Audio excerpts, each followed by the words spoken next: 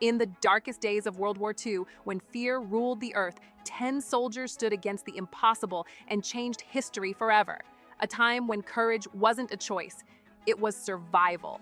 In this episode, we'll uncover the true stories of 10 soldiers whose bravery still echoes through time, men who faced impossible odds, defied death, and became living legends. Welcome back to the Historian Talks, and today, we're stepping back into one of the darkest yet most heroic chapters of human history, World War II. If you love real history told with truth and passion, make sure to like this video, subscribe to our channel, and share your thoughts in the comments below because history deserves to be remembered and your voice keeps it alive. The Second World War, a time when the world was divided not just by ideology, but by survival itself. In the chaos of gunfire, smoke, and destruction, there were individuals whose bravery seemed almost unreal, men who faced impossible odds and still chose to stand tall when others ran for cover. These are not stories of generals or kings, these are the stories of soldiers, ordinary men who performed extraordinary acts. Audie Murphy, the lone hero of France, United States. He was barely 20 years old, small in size, with boyish eyes that hid the rage of a survivor. Audie Murphy came from a poor Texas family, lied about his age to join the U.S. Army, and became the most decorated American soldier of World War II. In January 1945, near the French village of Holtzwihr, his company was overrun by German forces. Everyone was ordered to fall back, but Murphy stayed alone. He climbed onto a burning tank destroyer and fired its machine gun at the advancing enemy for nearly an hour, despite being wounded and surrounded. He held the position alone until reinforcements arrived, killing or wounding dozens of enemy soldiers. His courage saved countless lives that day. After the war, Audie Murphy became a symbol of pure valor, not a hero born, but one made by necessity. Even decades later, his story is taught in military academies as an example of courage under fire. Vasily Zaytsev, the ghost of Stalingrad, Soviet Union. In the freezing ruins of Stalingrad, where every street was a battlefield, one man turned the tide of morale for an entire army. Vasily Zaytsev, a quiet shepherd from the Ural Mountains, became a legend with a rifle in his hands. During the Battle of Stalingrad, Zaytsev killed over 225 German soldiers, including some of the best enemy snipers sent specifically to hunt him down. His duel with the mythical German sniper Major Koenig became one of the most famous sniper battles in history. A deadly chess match fought through broken buildings and shattered windows. For Soviet soldiers, Zaytsev wasn't just a marksman. He was a symbol that even when outnumbered and outgunned, precision, patience, and willpower could defeat machines and empires. Today, his rifle is preserved in the Stalingrad Museum, a reminder that one man's eye and steady hand helped change the course of a battle that changed the course of the war. Jack Churchill, the man who went to war with a sword, United Kingdom. Among all the stories of the Second World War, few sound as unbelievable as that of Jack Churchill, also known as Mad Jack. While others carried rifles, Jack carried a long bow, a Scottish broadsword, and a bagpipe. Yes, a sword and a bow in a modern war. During operations in France and Norway, Churchill would lead his men into battle playing the bagpipes. When the attack began, he'd draw his sword and charge forward shouting, "Follow me!" In one battle, he single-handedly captured 42 German soldiers using only his sword and a small pistol. Even after being captured himself later in the war, he escaped from a concentration camp and walked over 100 miles to freedom. Jack Churchill believed that any officer who goes into action without his sword is improperly dressed. His legend became a mixture of madness and inspiration, a reminder that bravery sometimes wears the face of a man who simply refuses to be ordinary. These were men from different corners of the world, America, Russia, and Britain, yet all shared the same heartbeat of courage. They were not born with power, they created it through the choices they made in moments of terror. As the war raged on, others would rise, men who defied logic, fought without fear, and became stories whispered across generations. War changes men, some lose hope, others lose fear. But a rare few, they rise beyond both. In the frozen forests, on the blood-soaked fields, and inside the very heart of darkness, these men proved that courage is not the absence of fear, but the triumph over it. Simo Hayha, the White Death, Finland. In the endless white of the Finnish winter, a ghost moved unseen, silent, deadly, patient. His name was Simo Hayha. When the Soviet Union invaded Finland in 1939, Simo, a farmer and hunter by life, picked up his old rifle and joined the resistance. Armed with nothing more than an iron-sighted rifle and white camouflage, he became one of the most lethal snipers in human history. In less than 100 days, he killed over 500 enemy soldiers, often in temperatures dropping below -40 degrees Celsius. He never used a scope because the reflection of glass could give away his position. He even packed snow in front of his rifle barrel so that the blast wouldn't reveal smoke. The Soviets called him the White Death, a name whispered with fear. One day, a bullet struck his jaw, tearing half his face away, but he survived, recovered, and lived till old age. Simo Hayha's calm precision and survival made him a legend not just of war, but of human endurance itself. Desmond Doss, the soldier who refused to kill, United States. In a war defined by destruction, one man stood out because he refused to take life. Desmond Doss was a Seventh-day Adventist who joined the U.S. Army as a medic, but refused to carry a weapon. He was mocked, beaten, and nearly thrown out of the military for his beliefs, but he wanted to save lives, not end them.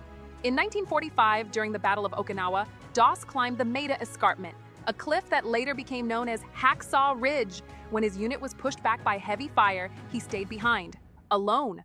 Through an entire night, he dragged wounded soldiers from the battlefield one by one, lowering them down the cliff with a rope. He saved 75 men without firing a single bullet. Each time he rescued one, he prayed softly, "Lord, please help me get one more." For his unmatched bravery and compassion, Desmond Doss became the first conscientious objector to receive the Medal of Honor. He showed the world that courage doesn't always roar. Sometimes it whispers through faith and mercy.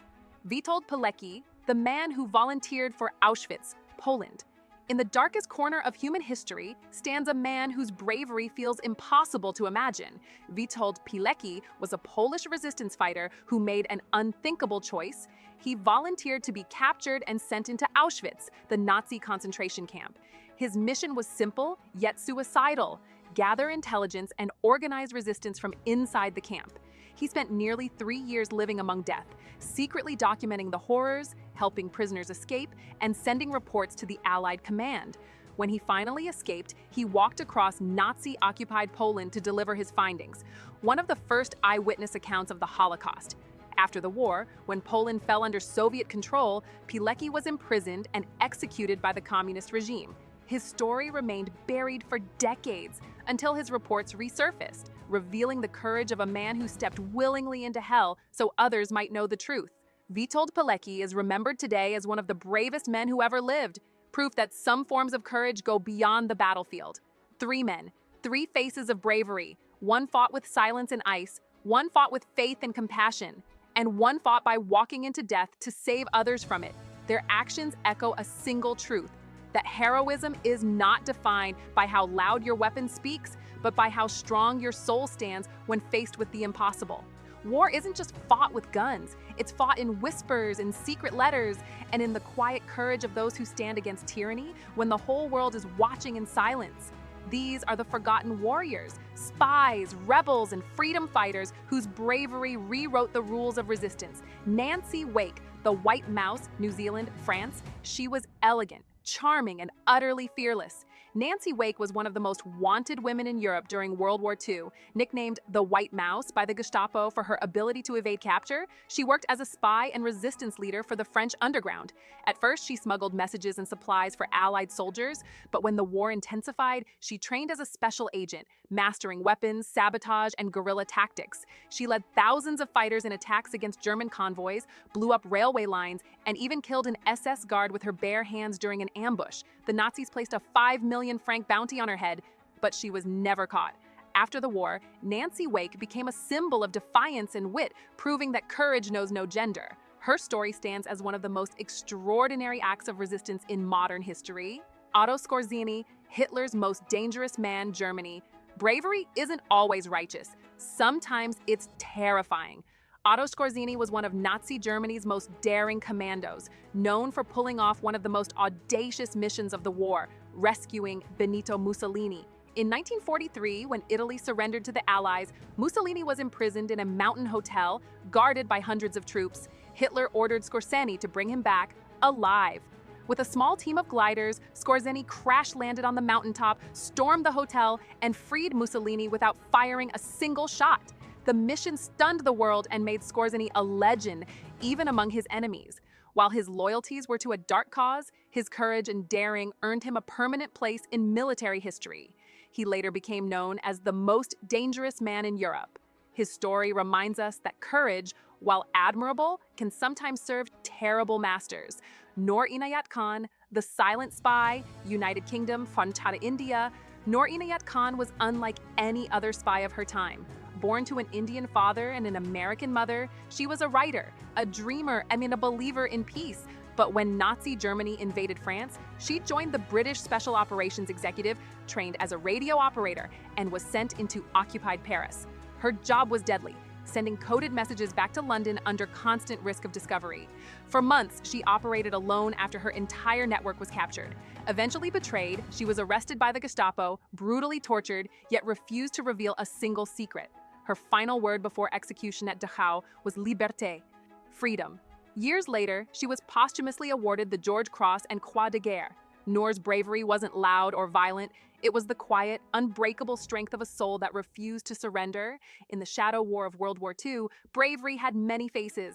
A woman who led armies in the dark, a commando who flew into danger, and a poet who chose silence over betrayal.